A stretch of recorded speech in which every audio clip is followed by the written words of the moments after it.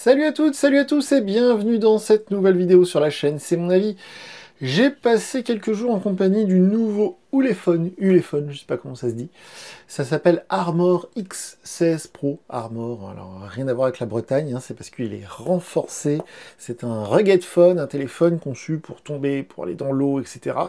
Ça coûte 269 €. C'est rare que j'ai le prix quand on m'envoie un smartphone de ce genre-là, parce que oui, la loi m'oblige à vous préciser que cette vidéo n'est pas sponsorisée, mais Ulefone nous a fourni ce smartphone qui est équipé d'un processeur MediaTek. Donc si vous regardez souvent nos vidéos, vous savez que quand on est sur du Dimensity de chez MediaTek, ça signifie qu'il y a la 5G.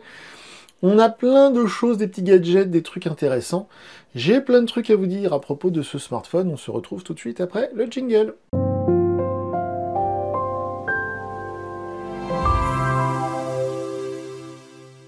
Alors ce Ulefone Armor X16 Pro, alors le nom déjà, on sent que c'est sérieux. Et comme je le précisais dans la vidéo de déballage, Ulefone, je sais pas comment ça se prononce, c'est une marque très sérieuse. On les voit rarement sur notre chaîne, ils font beaucoup de smartphones normaux, c'est-à-dire pas des renforcés comme ça. Et ils font plein d'autres produits, des tablettes, des machins comme ça. C'est une grande marque, ils vendent beaucoup de smartphones. Et tout de suite, ça se ressent sur la qualité du produit. On a testé par le passé, parce que cette année c'est un peu plus calme, beaucoup de téléphones de ce type-là, et pas toujours la même qualité. Souvent, ce genre de produits, les smartphones renforcés, les rugged phones, ce sont des petites marques. Hein, on a vu Cubot, on a vu la marque 8849, on a vu... il y a plein de marques comme ça, un petit peu comme Hotwave, etc., qui font que ce genre de smartphone et qui produisent parfois des téléphones d'une qualité voilà, un peu légère. Bon, là, on sent vraiment qu'on a affaire à du sérieux, ça se sent immédiatement. Alors, on va commencer comme d'habitude par les points positifs, les choses que j'ai appréciées. On terminera par les choses que j'ai à lui reprocher. Alors, dans un premier temps, on parle toujours du design, et sincèrement, c'est peut-être le plus grand point fort de ce téléphone, parce qu'il est très beau. Alors, c'est rare que je dise ça d'un téléphone renforcé, mais visuellement, c'est très sympa, et en main, c'est très sympa aussi. Ça fait pas tout plastoc comme les autres Getphone. Il y a cette partie arrière qui est en aluminium, une espèce de plaque d'aluminium, c'est très joli. Et en main, il est très agréable, donc c'est rare. Donc c'est pour ça que je voulais le préciser.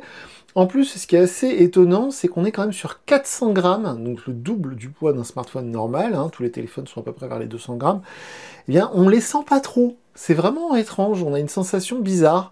Il y a 10 000 mAh de batterie, mais le poids du téléphone est assez correct, en tout cas supportable. Donc ça, c'était une bonne surprise.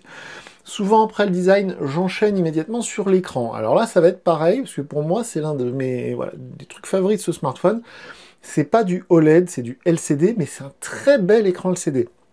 On voit ce genre d'écran parfois, alors chez Cubot en l'occurrence, ou alors sur du Honor, parce que Honor c'est l'un des derniers fabricants qui fait encore du écran LCD.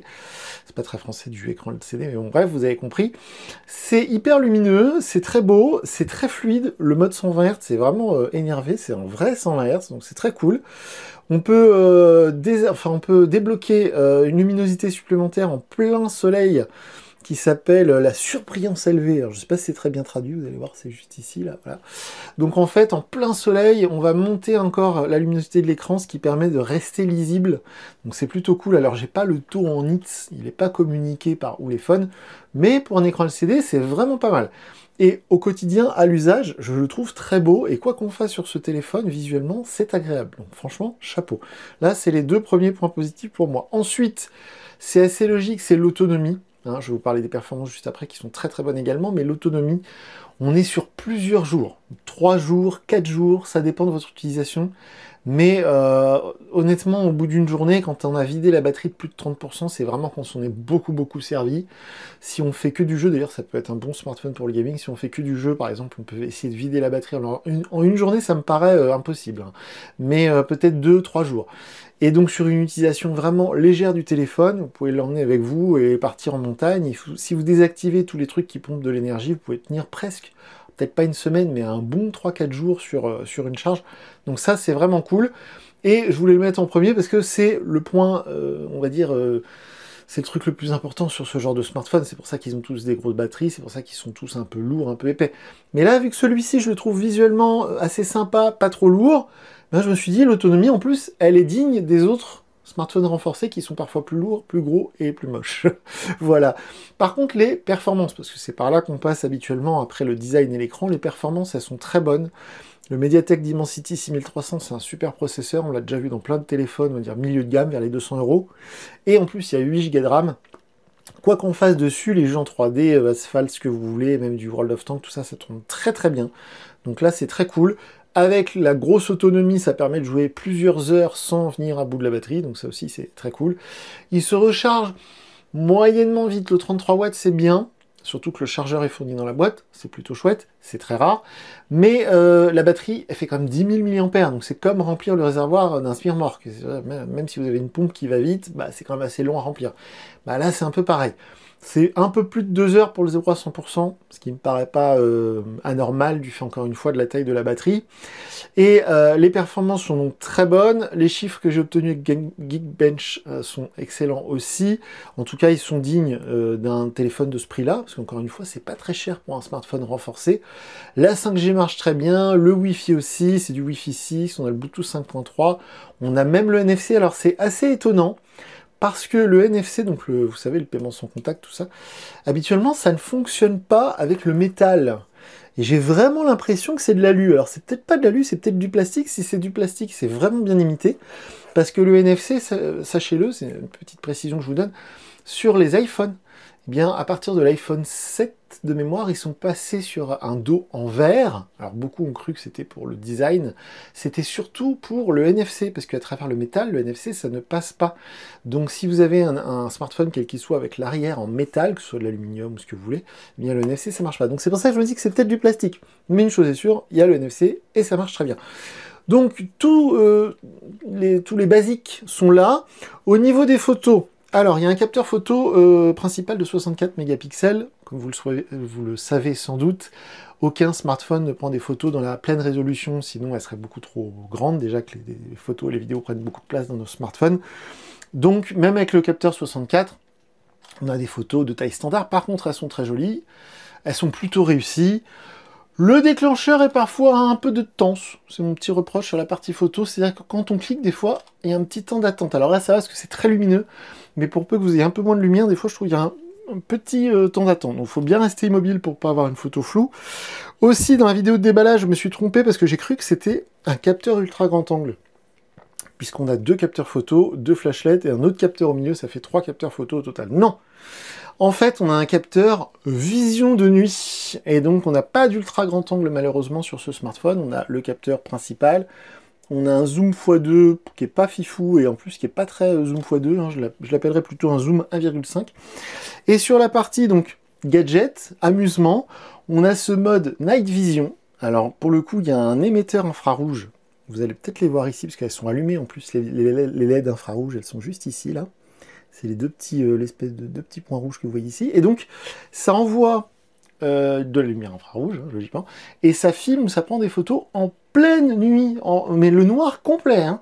J'ai plusieurs pièces dans la maison, quand je ferme tous les volets, il fait vraiment noir, et ça marche très bien, ça fait une vision un peu à la Call of Duty, où vous savez, les militaires, là, ils ont des lunettes, bah, ça fait exactement ça. Donc c'est très cool. Alors, au quotidien, moi, j'en aurais pas beaucoup d'utilité, mais si vous emmenez ça avec vous en randonnée, la nuit, on sait qu'il fait, en forêt, il fait noir de chez noir, eh bien, vous pouvez regarder ce qui se passe autour de vous, genre si vous entendez un bruit bizarre la nuit, sans pour autant allumer les lumières, et vous verrez très bien avec la vision de nuit. Donc ça, c'est quelque chose, je trouve, qui n'est pas assez mis en avant, parce que ce soit dans la boîte, sur le truc qu'ils m'ont envoyé, le PDF, ou même sur leur site internet, la Night Vision, je trouve qu'elle n'est pas assez mise en avant sur un téléphone aussi peu cher, parce qu'on est à 269 €. Il y a c'est peut-être le moins cher d'ailleurs de tous les smartphones renforcés qui proposent la vision de nuit. Donc je trouve que c'est pas assez mis en avant. Donc voilà, la partie photo. Au niveau des photos classiques, c'est pas mal. C'est dans la veine des téléphones de ce genre-là. Et au niveau de la vision de nuit, bah du coup, là, c'est très cool. Je trouve ça un petit gadget très cool. Au niveau des gadgets, on a, vous savez, cette lampe, là, c'est le flash pour les photos, et là, c'est la LED pour faire lampe de poche. Alors, on maintient le bouton. Alors là, j'ai beaucoup de spot LED, donc vous voyez peut-être pas. Mais la LED est très puissante, et ça éclaire facilement une pièce. En tout cas, si vous êtes, encore une fois, en randonnée au milieu de rien, ça va bien vous être utile. Et puis, on a ce petit bouton personnalisable, qu'on peut voilà, attribuer à n'importe quelle fonction. C'est assez pratique.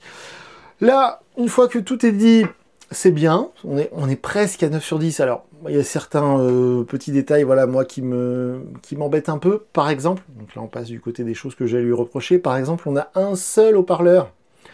C'est un peu dommage. Je pensais bêtement, alors je sais pas ce que c'est que ce trou chelou en haut, là, du téléphone, mais c'est pas un haut-parleur, malheureusement. Donc, moi, je pensais bêtement qu'on avait de la stéréo, que le son sortait des deux côtés du téléphone. Malheureusement, ça ne sort que en bas. Alors, c'est plutôt puissant. Mais vite, ça fait mal aux oreilles et vite, vous savez, bon, quand on monte le volume à fond, ça, voilà, ça grésille un peu. Mais voilà, c'est un petit truc qui manque. L'émetteur infrarouge pour faire télécommande, là, il y a une application télécommande dans le téléphone. Pourquoi pas? Moi, j'aurais préféré un second haut-parleur plutôt qu'un émetteur infrarouge. Mais voilà, il y a des petits détails comme ça. Alors, dans la vidéo de déballage, je précisais qu'on peut rajouter une carte micro SD. Alors ça, je sais qu'il y en a plein qui vont être super contents. Donc ça fait partie des points positifs, même si sincèrement, moi, ça me sert à rien. Et au niveau des choses que j'ai à lui reprocher, on a le software. C'est rare que je dise ça sur les smartphones renforcés. En fait, c'est le revers de la médaille. Vu que Ulefone ou Ulefone, ils sont très gros par rapport aux concurrents qui font des téléphones de ce genre-là, ils sont très gros, ils ont beaucoup de moyens. Donc, contrairement aux autres, ils ont embauché des gens pour personnaliser un petit peu Android. Donc on a des trucs en plus, là, des applications qui sincèrement servent pas à grand chose, mais qui sont là. On a un mode enfant, on a une boîte à outils, on a un truc pour un assistant intelligence artificielle, ça franchement. On a plein de trucs, voilà, bah, la fameuse télécommande infrarouge, on a une petite icône en forme de bonhomme, si on veut contacter Ulefone pour leur faire part de nos commentaires, tout ça. C'est pas mal. Enfin, je veux dire, ça me gêne pas, a priori. Sauf qu'on peut pas les enlever, toutes ces applis qui servent à rien. Donc ça, c'est le genre de truc, moi, qui m'agace un peu. Et de la même manière, bon, ils ont tout rhabillé Android, dans le centre de contrôle est très bien. Donc, bravo à eux, il n'y a pas de souci là-dessus. Le menu aussi de réglage du téléphone, pareil, ils ont tout personnalisé. Donc oui, pourquoi pas, ok. Mais voilà, je trouve que du coup, il y a du bon, du moins bon. Le fait qu'ils nous ont rajouté tout un tas d'applications qu'on est obligé de subir, je suis pas fan. Hein, il y a des trucs comme ça, bon, ouais, pourquoi pas. Mais voilà, d'un côté c'est sympa, parce que vous voyez c'est joli, on sent que c'est travaillé, on sent qu'ils ont des moyens.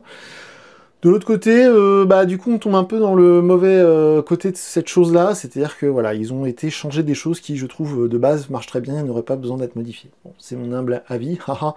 Mais hormis le problème du haut-parleur unique, moi j'aurais bien aimé de la stéréo, hormis cette histoire de software, et hormis le fait que j'aurais bien aimé un capteur ultra grand angle, sinon sincèrement c'est un très bon smartphone renforcé, il est vraiment pas très cher je trouve par rapport à toutes les prestations. Encore une fois, les performances sont excellentes, ça pourrait en faire un bon smartphone de jeu à pas cher, parce que les vrais smartphones de jeu c'est tout de suite vers les 500-600 euros, ça pourrait faire un très bon smartphone pour un ado qui va le faire tomber toutes les 5 minutes. Bah faudra mettre des oreillettes Bluetooth. Hein, ou un casque, parce que du coup, bah, on n'a pas la stéréo. Donc pour faire du jeu, par exemple, sur PUBG, c'est pas très pratique. Quand on n'entend pas si ça vient à droite, à gauche, c'est un peu pénible. Donc c'est peut-être le seul inconvénient. De la même manière, vu que c'est un téléphone qui peut tourner des heures sans être rechargé, ça aurait pu être le compagnon parfait pour quelqu'un qui veut regarder des vidéos pendant des heures et des heures, genre typiquement en vacances ou je ne sais où, en camping, regarder du Netflix pendant des heures, mais sauf que le son ne sort que d'un côté du téléphone. Je sais que je bloque un peu là-dessus, mais je voulais quand même voilà, insister sur ce fait. Sinon, sincèrement, premier Ulefone de la chaîne, hein, je crois pas qu'on ait déjà testé cette marque, et c'est très bien. Donc là, bonne surprise, bonne finition, bonne fabrication, etc. Si je devais lui donner une note sur 10, alors sur 10, on serait allé à 8, voilà, 8 sur 10, même si, encore une fois, il y a 2-3 trucs qui m'agacent un peu, mais voilà, le fond est là, hein, l'autonomie, bel écran, bonne performance, la 5G, bon... Bon, le fond est là, mais voilà, il y a des petits détails, vous savez, moi je suis un enquiquineur, je trouve toujours des trucs qui me... Bon. Mais voilà, bonne impression, si vous regardez cette vidéo, parce que vous l'avez trouvé, genre sur Amazon, parce que sur Amazon, il est là à 269 €, on voit la fiche technique, on se dit, bon, soit il est gros, moche, soit c'est... Non, non, il est plutôt fin, plutôt léger, bon, 400 grammes, mais dans ce genre-là des rugged phones, vraiment, vraiment bien, ça présente bien, visuellement, c'est plutôt joli. Et puis encore une fois, les basiques sont là, donc je le conseille malgré tout, et puis surtout je remercie Ulefone de nous l'avoir envoyé. C'est assez sympa. Alors comme d'habitude, les commentaires sont ouverts, donc si vous connaissez cette marque, si vous avez déjà eu une expérience avec cette marque, n'hésitez pas à nous le dire dans les commentaires. De la même manière, si vous conseillez d'autres modèles dans ces prix-là, voilà, les commentaires sont là pour que vous exprimiez, donc n'hésitez pas. On est présent sur les réseaux sociaux, sur X, sur Threads, sur Instagram, et je vous dis à très bientôt pour une nouvelle vidéo sur la chaîne. Salut!